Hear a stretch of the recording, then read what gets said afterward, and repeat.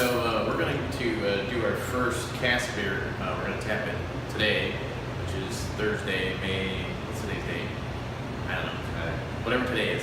And so a lot of people don't know what cask beer is, like what does that mean? So we're down here in the cellar and we'll show you what it means. So first of all, we took this old cooler of mine, I used it back home for a kegerator back in the day.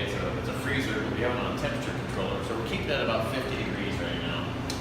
And it looks janky, but it works really well. So we've got one cask in here. Now the cask itself, show them this other one here. So this is, a cask is a little different type of keg. This is what's typically called a firkin. This happens to be a little bit bigger than a normal firkin. So it has the bump hole here, and then the keystone here. And typically what we do with normal beer, we just fill a normal keg and then it's pushed out with CO2. That's how you normally get beer. But this is a CO2. But this is a more traditional English method. And what you do is normally this is on its side, and this has been cleaned and sanitized, and then we fill the beer through here. This is gone through the bottom, the hole, and then we add some sugar, and then we close the keystone here, and what happens is it goes through a secondary fermentation, and all that means is there's a little bit of yeast that it's still in here, and it starts to consume the sugar we added, and all that does is it carbonates the beer, basically is what's happening. The CO2 can't escape, so you now have CO2 dissolved in the beer. It also does some nice conditioning and adds some flavors to it. So there's different ways to, sorry, we got interrupted there. So anyway, the way we're going to serve these casks, a lot of times they're served on their side with different methods. We're going to do it a more modern way. We're going to put it on the end, and then you can see what we're doing here. We're using something, it's actually a brand called the Cask Wedge. And you basically use a hammer and knock it through the keystone. And it's basically a modernized version of how you normally do it. So what's actually in there now, this is our other one. This is in sanitizer.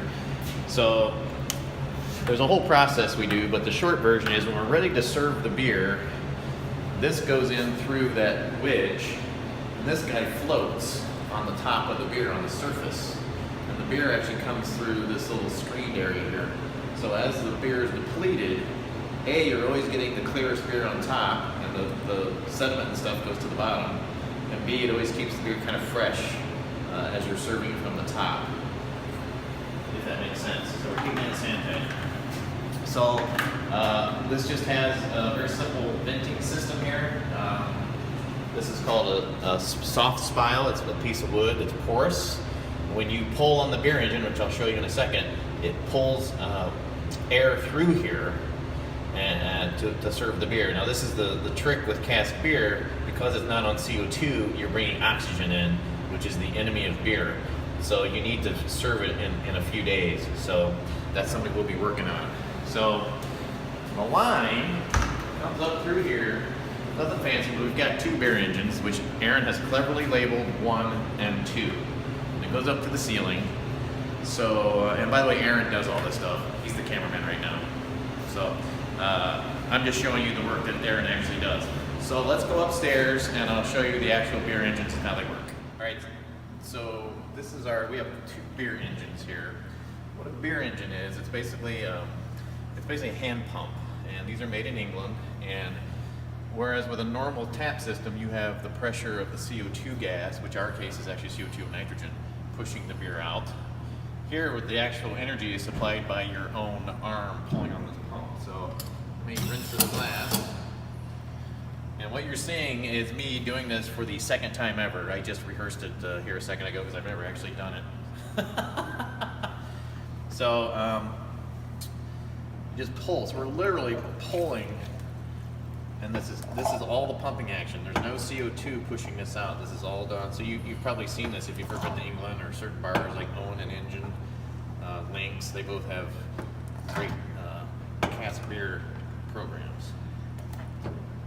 So that's probably not the beautiful, most perfect pour, but for my second try.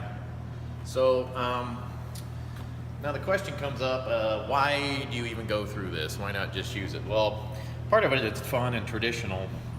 and part of it is that you get a very smooth flavor that you don't normally get with a normal beer. Even though we've carbonated it, it has probably, what, half the carbonation of a normal beer or less.